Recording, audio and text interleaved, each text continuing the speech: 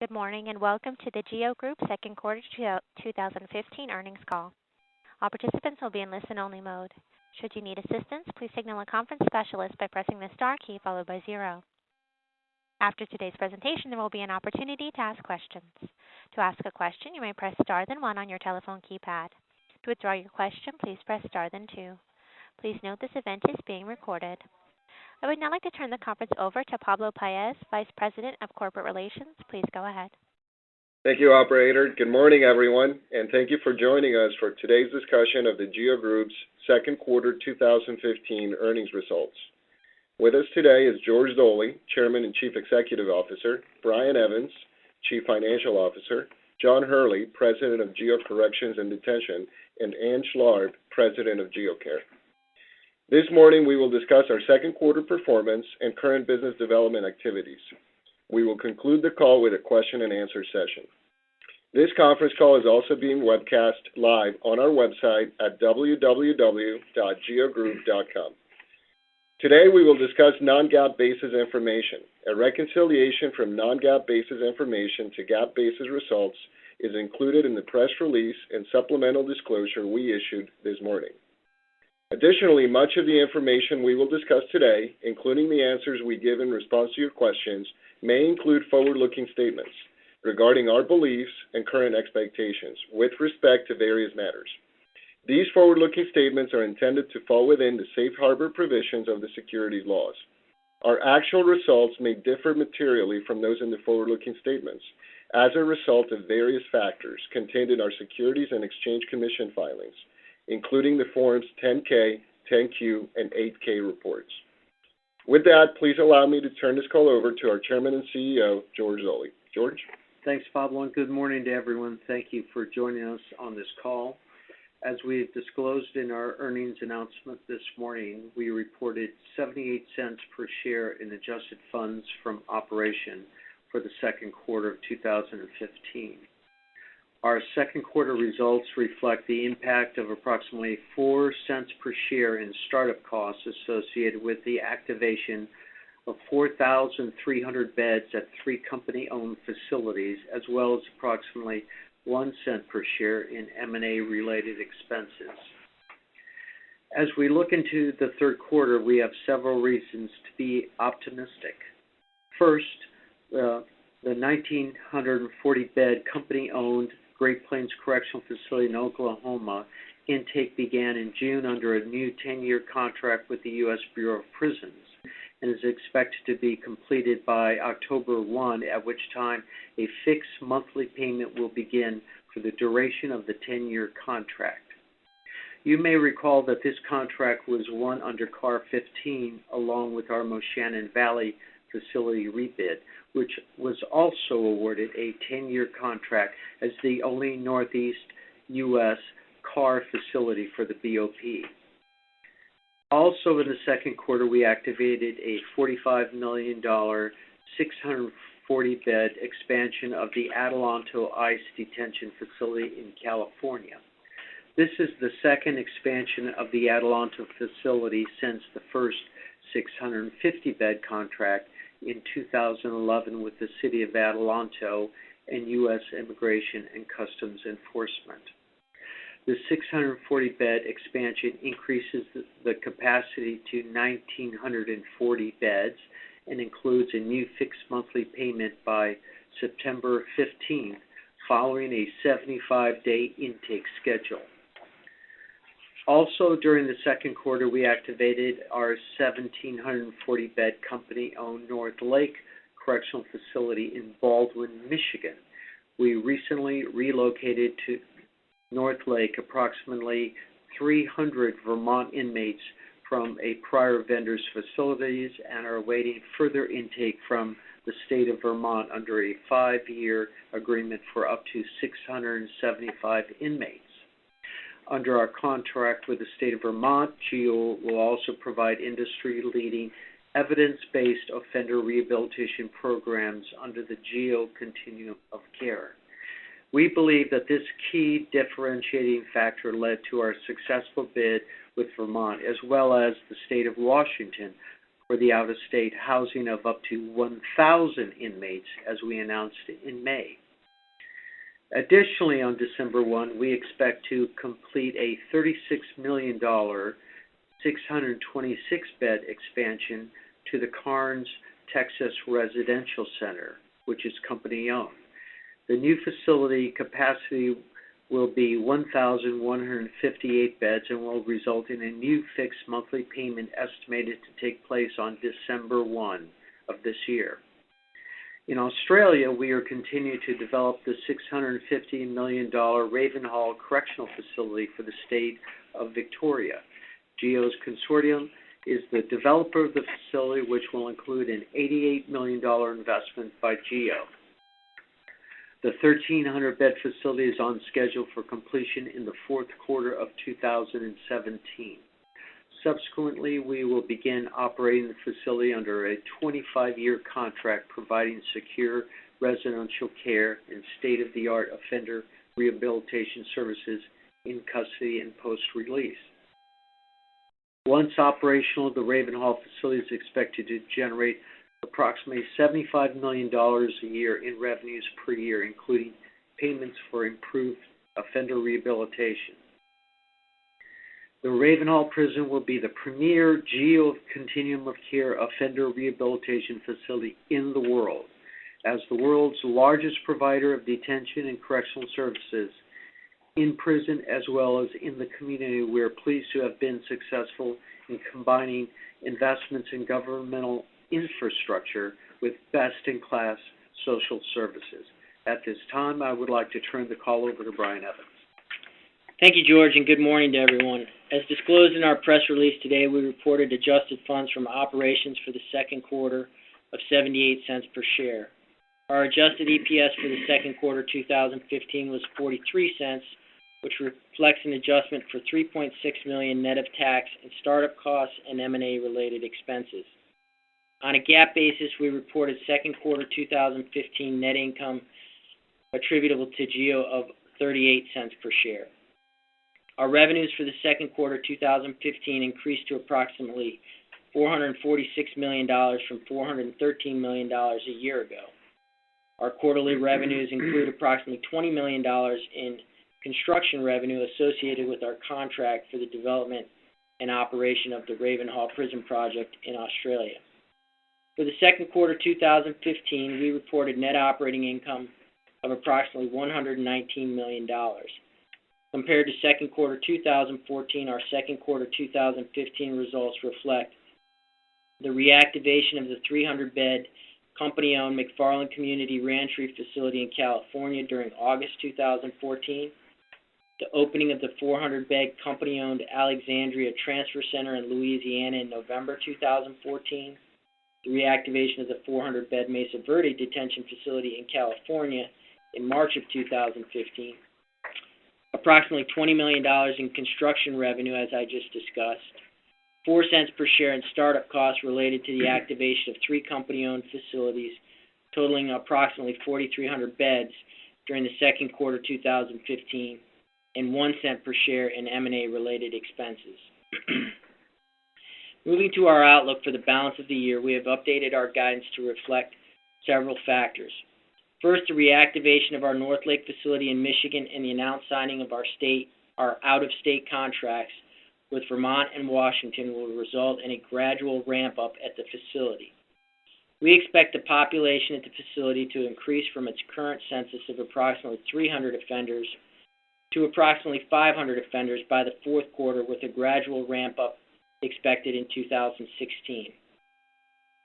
As a result of this gradual ramp-up, we have now accounted for ongoing quarterly startup costs which were not included in our previous guidance, representing approximately 2 cents per share in both the third and fourth quarters of this year, as we expect to bring additional staff on board to accommodate increases in the population. When we provided guidance last quarter, we had not yet been awarded either contract for the North Lake facility and therefore only accounted for our startup assumption in the second quarter. With the contracts now signed, we have a better sense of the pace of ramp-up at the facility. Second, we have taken meaningful steps to improve the occupancy of the recently acquired facilities from LCS. We have already seen improvement at 3 of the 5 large facilities, which have experienced an increase in census of almost 30%. We are aggressively marketing the remaining beds at the 2 other large LCS facilities and expect additional improvements in the overall occupancy throughout the year. Our total revenue for the year is expected to be approximately $1.86 billion, including approximately $125 billion in construction revenue related to the Ravenhall, Australia project. Our 2015 AFFO per share is expected to be in a range of $3.30 to $3.34. We expect 2015 adjusted EPS to be between $1.90 and $1.94 per share, which reflects 11 cents per share in M&A-related expenses and startup costs. For the third quarter 2015, we expect total revenues to be in a range of $473 million to $478 million, including $24 million in construction revenue related to the Ravenhall project. Third quarter AFFO is expected to be in a range of 89 to 91 cents per share. Adjusted EPS for the third quarter is expected to be between 52 and 54 cents per share, which reflects the 2 cents in startup costs. For the fourth quarter 2015, we expect total revenues to be in a range of $509 million to $514 million, including $59 million in construction revenue related to the Ravenhall project. Fourth quarter AFFO is expected to be in a range of 91 to 93 cents per share, and adjusted EPS for the fourth quarter is expected to be between 54 and 56 cents per share, which reflects 2 cents in startup costs. With respect to our liquidity position, we continue to have ample borrowing capacity of approximately $200 million under our revolving credit facility and an accordion feature of $350 million and approximately $47 million in cash on hand. With respect to our uses of cash, we expect our project and growth CapEx to be approximately $55 million in 2015, and we have approximately $20 million in scheduled annual principal payments of debt. With respect to our dividend payment, as we announced today, our board has declared a quarterly cash dividend of 62 cents per share, which currently represents a payout of less than 75% of our guided quarterly run rate of AFFO for the second half of 2015. As we expressed to you in the past, our board remains committed to returning value to our shareholders by targeting a 75 to 80% dividend payout, and we will review our dividend payment on an annual basis during our November board meetings. Finally, for those investors new to Geo, I'd like to briefly touch upon our company's attractive investment characteristics, which are underpinned by our real estate portfolio of company-owned facilities which have a physical useful life of as long as 75 years. We currently own or lease approximately 70% of our facilities worldwide, and we have stable and sustainable income through increasingly longer-term contract arrangements. We have a diversified base of investment-grade government customers and have historically enjoyed occupancy rates in the mid to high 90s and customer retention rates in excess of 90%. With that, I will turn the call to John Hurley for a review of our market opportunities. John? Thank you, Brian, and good morning to everyone. I would like to address recent project activations, major contract rebids, and select publicly known business development opportunities. Geo is the largest detention operator for the U.S. federal government agencies, including the U.S. Bureau of Prisons, the U.S. Immigration and Customs Enforcement, more commonly referred to as ICE, and the United States Marshals Service. Our business relationship with the 3 federal agencies now span 3 decades. Additionally, we provide correctional facilities for 11 states, including Florida, Georgia, Louisiana, Texas, Oklahoma, Arizona, New Mexico, California, Vermont, Virginia, and Indiana. Our business relationships with our state customers began in the mid-1980s and now involve more than 20 facilities that are almost all medium security or higher. With respect to international business, Geo is the only U.S. publicly traded company providing corrections and detention services overseas. We presently operate in the United Kingdom, Australia, and South Africa. With respect to our recent project activations, in March, we began the intake process at our 400-bed company-owned Mesa Verde Detention Facility in California under an agreement with ICE. We had previously completed a $10 million renovation of the Mesa Verde facility, which is expected to generate approximately $17 million in annualized revenues. In early June, we activated our 1,940-bed company-owned Great Plains Correctional Facility in Oklahoma under a new 10-year contract with the Federal Bureau of Prisons, which is expected to generate approximately $35 million in annualized revenues. We expect to complete intake on October 1st. The Oklahoma contract was under the CAR-15 procurement by the BOP and will house criminal aliens. In California, we activated a $45 million expansion of our company-owned Adelanto ICE detention facility on July 1st. Geo is a subcontractor to the City of Adelanto, which has an intergovernmental agreement with ICE to provide secure housing for primarily criminal aliens. This important expansion has increased the facility's capacity from 1,300 to 1,940 beds and is expected to generate approximately $21 million in additional annual revenues. In late June, we began the intake of Vermont inmates at our 1,740-bed company-owned North Lake Correctional Facility under a 5-year contract with the Vermont Department of Corrections for the out-of-state housing of up to 675 offenders. Additionally, we have entered into a 5-year agreement with the Washington Department of Corrections for the out-of-state housing of up to 1,000 inmates at our North Lake facility. On a combined basis, these two contracts would be expected to generate approximately $37 million in annualized revenues at full occupancy. In California, we also recently executed new contract amendments at our 3 modified community correctional facilities to incorporate the provision of additional rehabilitation programs, which represents a further expansion of our Geo Continuum of Care platform. Finally, in Texas, we are on schedule to complete the development of a $36 million expansion to our company-owned Karnes ICE Residential Center by December 1st. The Karnes expansion will add 626 beds, bringing the center's capacity to 1,158 beds and generating an additional $20 million in annual revenues under a fixed monthly payment. Geo is subcontractor to Karnes County, which has an intergovernmental agreement with ICE to provide secure family residential housing. As you may be aware, there's an ongoing case in federal court related to the government's family detention policies, in particular the length of stay at family residential centers. While we cannot speculate on pending legal proceedings, we believe that the Department of Homeland Security and ICE have an interest in the continued use of the family residential centers, which comply with ICE's family residential standards, including our Karnes Center. Additionally, on June 24th, the Department of Homeland Security implemented policy changes specifically aimed at reducing the length of stay at family residential centers.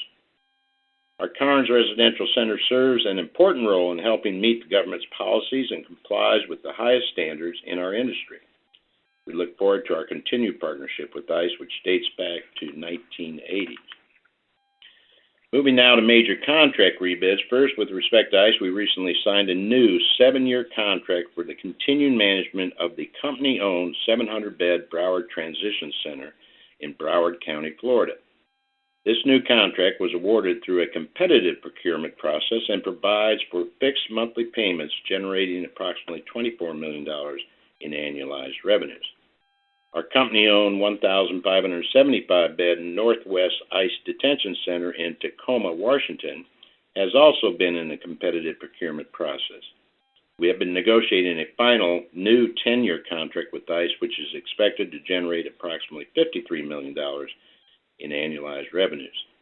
All these important projects are supported by continued budget funding for ICE. Under the House budget bill for the Department of Homeland Security for the fiscal year starting on October 1st, ICE would be fully funded for more than 34,000 detention beds. With respect to the Bureau of Prisons, as we have previously discussed, Geo won both awards under the CAR-15 procurement, which included a rebid of our company-owned 1,800-bed Moshannon Valley facility in Pennsylvania and our company-owned 1,940-bed Great Plains Correctional Facility in Hinton, Oklahoma. Both of these facilities have a new 10-year contract with the U.S. Bureau of Prisons. More recently, the Bureau of Prisons has issued Criminal Alien Requirement 16, or better known as CAR 16. The CAR 16 procurement involves the rebid of several contract facilities totaling more than 10,000 beds, with contracts that expired during 2017. A restriction under CAR 16 limits any single contract not to exceed 1,800 beds, although a facility may propose and be awarded more than one contract. The CAR 16 procurement includes our company-owned 3,500-bed Big Spring Correctional Center in Big Spring, Texas. This detention complex, comprised of several buildings, has been providing services to the BOP since 1997 and will necessitate that GEO submit two separate 1,800-bed proposals.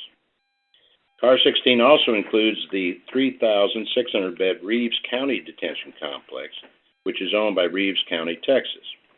Reeves County has two separate contracts with the BOP involving the 3,600 beds. GEO is a subcontractor to Reeves County and provides management services under a fee-only arrangement for the provision of approximately 24 management positions. All other employees of the Reeves complex are employees of Reeves County. CAR 16 proposals were submitted in June of this year, with contract awards expected in late 2016 and with new contracts to go into effect in the first half of 2017. In Texas, there was a rebid involving 5 facilities, 2 of which were GEO-managed facilities: the Lockhart Correctional Facility, 1,000 beds, and Cleveland Correctional Facility, 500 beds. Unfortunately, we did not retain these managed-only facilities. With respect to future growth opportunities, we currently have approximately 3,000 beds in idle facilities and have several active efforts to redeploy this available capacity. There are a number of publicly known opportunities in the U.S. and overseas, and we are currently pursuing total several thousand beds, and we are also exploring a number of non-public opportunities that relate to both new project development and potential asset purchases. At the federal level, ICE has recently issued a procurement for a 1,000-bed detention center in the Houston, Texas area. This is a rebid of the Houston ICE Processing Center operated by CCA. The RFP requires proposed facilities to be within 50-mile radius of the ICE Houston office, comply with the most recent ICE detention standards, and provide extensive ICE offices and support areas. Additionally, ICE is expected to issue a procurement later this year for a new 800-bed detention facility in the Chicago area. I'd like to move to public opportunities at the state level. Several states continue to face capacity constraints and inmate population growth, and many of our state customers require additional beds as their aging, inefficient prisons need to be replaced with new, more cost-efficient facilities. As an example, in the states where we currently operate, the average age of state prisons ranges from 30 to 60 years old. In Arizona, the Department of Corrections has a pending procurement for up to 2,000 correctional beds. Additionally, there are several states, including Oklahoma, Ohio, and others, which are considering public-private partnerships for the housing of inmates, as well as the development and operation of new and replacement correctional facilities. In Oklahoma, the state had previously issued a request for proposal for up to 2,000 beds at in-state facilities. While this particular procurement did not move forward, we believe that the state of Oklahoma continues to have a need for correctional beds, and we are continuing to monitor this opportunity. In Ohio, the legislature recently passed legislation approving the sale of the state-owned prison totaling approximately 2,700 beds. This opportunity represents the second such sale of a corrections asset for the state of Ohio. With respect to our international markets, our GEO Australia subsidiary is continuing to work on our project for the development and operation of the new 1,300-bed Ravenhall prison near Melbourne. This large-scale project is expected to be completed in late 2017 and will provide an unprecedented level of in-prison and post-release rehabilitation programs. The Ravenhall facility will have a unified commitment to providing innovative approaches to reducing reoffending, including the establishment of the world's first fully integrated Good Lives model delivered through the Geo Continuum of Care. The project is being developed under a public-private partnership structure, with Geo making an investment of $88 million, with expected returns on investment consistent with our company-owned facilities. The contract is expected to generate approximately $75 million in annualized revenues for Geo under a 25-year contract with the state of Victoria. At this time, I'll turn the call over to Ann for a review of our Geo Care segment. Ann? Thank you, John, and good morning, everyone. As you may remember from prior calls, our Geo Care segment is comprised of 4 divisions. Our Geo Reentry division manages 21 halfway houses totaling 3,000 beds and 70-day reporting centers with approximately 5,000 participants.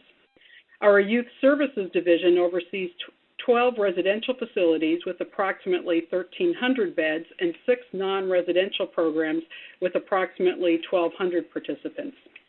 Our BI division tracks more than 115,000 offenders under community supervision, including 75,000 individuals through an array of technology products including radio frequency, GPS, and alcohol monitoring devices.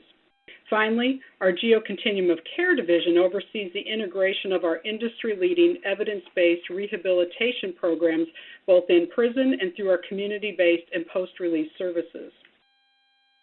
As we have discussed in the past, we are enthusiastic about the opportunity to expand our delivery of offender rehabilitation services through the Geo Continuum of Care, which we believe is in line with current federal criminal justice reform efforts to divert low-level offenders into rehabilitation and reentry programs. We view these efforts as positive, and we believe that the emphasis on offender rehabilitation and community reentry programs as part of criminal justice reform will create significant growth opportunities for our company. Each of our divisions continues to pursue several new growth opportunities. Geo Reentry continues to work with existing and prospective local and state correctional customers to leverage new opportunities in the provision of community-based reentry services in both residential facilities and non-residential day reporting centers. We activated 6 new day reporting centers in Louisiana and Illinois, as well as 2 new in-custody treatment programs in North Carolina during the first half of the year. These new contracts are expected to generate approximately $4 million in annualized revenues. With respect to our residential reentry centers, our second quarter 2015 results reflect our new company-leased 240-bed residential reentry center in Newark.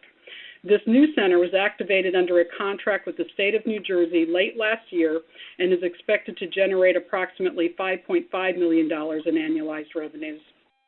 Additionally, we are currently competing on several new residential reentry center opportunities for state and federal agencies in California and Florida, totaling more than 300 beds, new day reporting centers in California, and additional in-custody programs in North Carolina. These new opportunities total more than $10 million in potential annualized revenues. Our Youth Services division continues to work towards maximizing the utilization of our existing asset base and has continued to undertake several marketing and consolidation initiatives to increase the overall utilization of our existing youth services facilities. Our Ohio and Texas facilities continued to experience a strong census consistent with the higher occupancy rates experienced last year. We are also in the process of pursuing additional referrals to our Pennsylvania facilities from the City of Philadelphia and are looking to expand our community programs in Ohio, specifically in Cleveland, Columbus, and Cincinnati. Finally, our BI subsidiary continues to market its supervision and electronic monitoring services to local, state, and federal correctional agencies nationwide. In May of this year, BI successfully retained its electronic monitoring contract with the state of North Carolina, which represents approximately $4 million in annual revenues. Additionally, during the second quarter, BI completed the acquisition of SoberLink, a leading provider of mobile breath alcohol monitoring devices. BI is currently bidding on new business opportunities in the state of Virginia and the District of Columbia. With respect to our contract for the Intensive Supervision Appearance Program, or ISAP, ICE has been ramping up the program from approximately 23,000 participants in early 2014 to a planned 53,000 participants by the end of 2016, according to recent congressional testimony. While the ramp-up in the program was slightly slower than expected in the first half of 2015, we have already begun to see a steadier ramp-up in the second half of the year. Additionally, the Alternatives to Detention program, which encompasses ISAP, is expected to receive full funding under the current Department of Homeland Security budget bills in Congress for the fiscal year that begins on October 1st. These are positive developments which support the expected growth in the program into next year. At this time, I'll turn the call back to George for his closing remarks. George? Thank you, Ann. During the second quarter, we activated more than 4,300 beds at 3 company-owned facilities located in California, Oklahoma, and Michigan. These facilities are expected to achieve normal occupancy by the end of the third quarter. In the fourth quarter, we are scheduled to activate the 626-bed expansion at the Karnes, Texas Residential Center under a new fixed-price monthly payment. In Victoria, Australia, we are developing a $650 million, 1,100-bed facility that will have the most expansive offender rehabilitation program in the world and will generate approximately $75 million in annual revenues. Geo Care has added several new contracts with the opening of a residential center late last year and new day reporting centers and in-custody treatment programs in the first half of this year. Geo Care is also well positioned to provide rehabilitation services as a result of criminal justice reform efforts at the federal level. This new organic growth activity is the most significant that we have experienced in some time and is indicative of our company's ability to provide tailored real estate management and programmatic solutions to our diversified customer base. Additionally, we continue to make significant steps to improve the utilization of the 6,500 beds acquired in the LCS acquisition in our overall real estate portfolio. Geo's continued growth this year has positioned the company well for the annual third quarter dividend review by the Board of Directors in November. We believe that our diversified growth and investment strategies have positioned Geo as the world's leading provider of corrections, detention, and offender rehabilitation services. We expect that all these efforts will continue to drive growth for our company, and we remain focused on effectively allocating capital to enhance value for our shareholders. We also remain enthusiastic about the opportunity to expand our delivery of offender rehabilitation services. As we announced at the beginning of this year, we have made an additional annual investment of $5 million to expand our Geo Continuum of Care platform. As a REIT, Geo remains focused on providing essential real estate solutions to government agencies in the fields of detention, corrections, and post-release facility. But additionally, as a service provider, our commitment is to be the world's leader in the delivery of offender rehabilitation and community reentry programs, which is in line with criminal justice reform efforts which emphasize rehabilitation and community reentry programs for offenders. We view these efforts as positive and believe that our diversified platform of correctional and rehabilitation services positions Geo to capture future growth opportunities. This concludes our presentation, and we would now like to open the call to your questions. To ask a question, you may press star then one on your touch-tone phone. If you're using a speakerphone, please pick up your handset before pressing the keys. To withdraw your question, please press star then two. At this time, we will pause momentarily to assemble our roster. Our first question comes from Michael Kodesh at Canaccord Genuity. Hey, good morning, guys. Thanks for taking my questions. Just first off on guidance. So this is the second consecutive quarter where guidance was lowered. And in your prepared remarks, we heard it was largely related to the fact that the Vermont and Washington contracts weren't really signed yet. Maybe just could you help us understand why a faster ramp-up of this facility would be, anticipated and included in the 1Q guidance update? you previously disclosed an idea of what the procurements would look like on a bed basis. So I guess maybe just provide a little color on what, you were expecting in 1Q that didn't come to fruition during 2Q and subsequent to quarter end. Well, in second quarter, we didn't have any activity from North Lake or at North Lake. So our second quarter guidance only reflected the addition of staff in the second quarter in June approximately. And our third quarter, we hadn't provided any inclusion of revenue for North Lake in the third or fourth quarter. In other words, it was still considered to be an idle facility, maybe some modest additional staff. But with the award of the contracts, we've actually added more staff, and then there's only been 300 inmates added thus far. So typically, a facility startup for us would have startup costs in the quarter preceding the receipt of inmates, and normally a normal ramp-up is 75 to 90 days, whereas this facility is taking a longer period to ramp up. So while it's in that slower ramp-up phase, there's negative cash flows or neutral cash flows, if you will. So there's actually a longer startup period associated with this contract, and that's what the guidance revision reflects. Okay, great, thanks.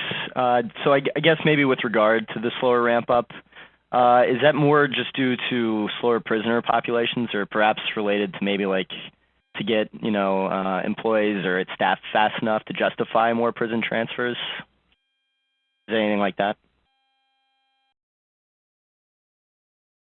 I think it's slower decision making by the agencies to send the prisoners than when we previously expected. Okay, great. I guess moving on, just so margins were down a good amount on the non-residential business, and apologies if I missed this in your prepared remarks, but can you maybe just comment on what's happening there or what might be driving that? Thanks. On non-residential in total, or are you speaking Yes. of the segment? Well, in total, but if there's color on the segment, that would be great as well.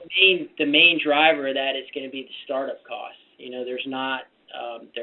There's no revenue to offset the startup costs. You also have a full quarter of the LCS facilities in place, which recall are at a lower occupancy level, and while that's improving, they're below our average typical margins for owned facilities. So as that's factored in for a full quarter, that's had an impact from a negative perspective on margins.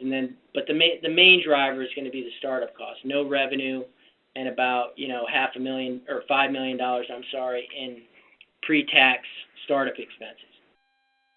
Okay, but was there anything with specific regard to the non-residential side of the business, or is that more of just, I think those margins were down a little bit more in the quarter than maybe the past 5 or 6 quarters we're trending towards? That would have been a result of the 6 non-residential day reporting centers that Brian was referencing as part of our startup. Gotcha. Okay, thank you. And then I guess maybe just finally, there's some news that came out about the Texas ICE populations in jails. Those populations were kind of plummeting, and then several of those jails are going to go under as a result. Can you maybe just talk a little bit more about what you're seeing with your facilities, and maybe just commenting on that situation in general? I didn't see the specific article, so I can't comment to that directly, but I think it's fair to say that in general, ICE has been proceeding on the basis of a consolidation of facilities into larger facilities that meet the new detention standards, and some of these small rural jails that were previously used are going to have difficulty in meeting those standards. All right, great. Thanks. That's all from me. Our next question is from Toby Summer at SunTrust. Thank you. I'm curious, are you seeing any of your state customers consider or implement any kind of innovative actions to reduce inmate populations similar to those that California has utilized to lower its own in-state population? Well, California did something called realignment in pushing down low-level security prisoners to the counties. And no, we've not seen any of our state customers authorize such a radical policy change. Sure, but what about some of the other actions they've taken aside from the realignment, which, granted, is probably the most dramatic of the actions? But remember, California was in a very unusual situation that pushed them to that kind of dramatic reform. They were so overcrowded that they really couldn't build themselves out of the situation in a timely manner. All other states have this year, as well as all prior years, discussed correctional reforms, as they will in future years. I think that's just part of their responsibilities to continually discuss how they can run their correctional systems better and more effectively. Okay. Do you expect a pickup in asset sales now that Ohio is back at it, or is this still going to be an episodic theme rather than kind of an increasing news flow near or medium term? Thanks. I think it's the latter. I still think it's episodic. There are one-offs here and there. There isn't any systemic trend in that area, but we would welcome it, obviously. But, states watch what other states are doing, and hopefully this will develop into a trend eventually. Regarding LCS, where are you in the ramp of trying to increase utilization? Could you refresh me on where it was when you acquired the assets and where it is now, where you ultimately hope to drive occupancy? Thank you. When we acquired it, it was I think we announced that at that point in time it was right around 50% average occupancy at the facilities. That number, I think we said, has increased at several of the facilities, so that it's, some of the facilities are closer to 80 to 90% now, and then a few of the facilities still need work. So we're moving along on our plan. I don't think we have encountered any surprises. The customers, especially the federal customers, have improved their utilization at the facilities, and we're going to continue to work at some of the other facilities to improve the utilization as well. And I think we said at the outset of the acquisition that this process was going to take 1 or 2 years. Although there's relatively few facilities, unfortunately, several of them have federal contracts, and we're the largest federal detention service provider. We have to take the facilities on a case-by-case basis as to what their turnaround plan needs to be. And in some cases it involves federal clients, in other cases it involves state clients. And sometimes it requires tweaking the management structure, improving the physical plan. And as a whole, to turn around one of these smaller companies is a 1 to 2 year process. Okay, thank you. And my last question, I'll get back in the queue, it has to do with seasonality. Have you seen the seasonality of federal inmate populations kind of rebounding, and did that play out as you anticipated after some slowness a couple quarters ago? Thanks. Well, the seasonality primarily occurs with the ICE detention beds, and yes, we've had a ramp up over this last quarter, consistent with prior years. The population at the state facilities and the BOP facilities remains fairly constant. Thank you very much. As a reminder, if you'd like to ask a question, you may press star then 1 on your touch-tone phone. Our next question comes from Kevin McVeigh at Macquarie. Great, thanks. So, Brian, is it fair to say the accretion assumptions on LCS are still in place in terms of, I think it was 10 cents this year, and then at targeted utilization would be around 25 cents. Is that still a fair way to think about it? Yeah, I mean, I think we're on track for this year. I think, our guidance next year will provide more clarity about where we think the facilities are moving towards, but at the top of the range, that's probably the best that they could do. Got it. And then just, at a higher level, not to harp, but, again, this is the second consecutive guide down. I appreciate the incremental startups, but was there anything else that maybe didn't come in that you would have expected that could have offset some of that weakness, or is this just purely, the incremental step up as a result of the facility startup costs?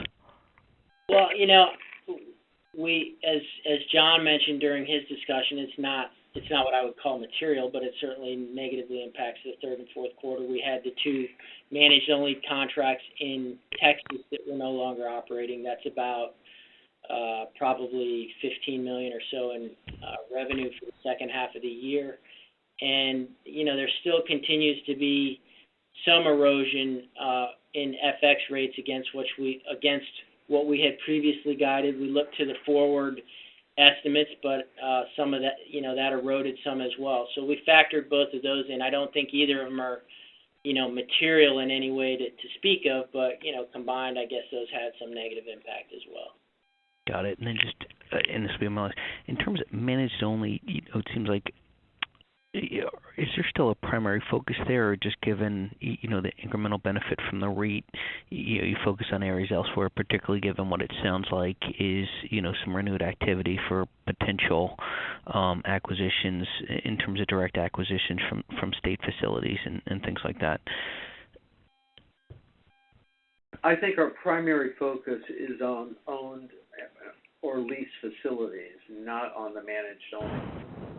The managed-only facilities have the lowest margin of financial performance available for anybody else. So as a REIT, we've grown primarily because of the ownership and leasing of facilities, and that's where our primary focus remains. Thank you. At this time, there are no further questions, and I would like to turn the conference back over to George Zoley for closing remarks. Okay, thank you, everyone.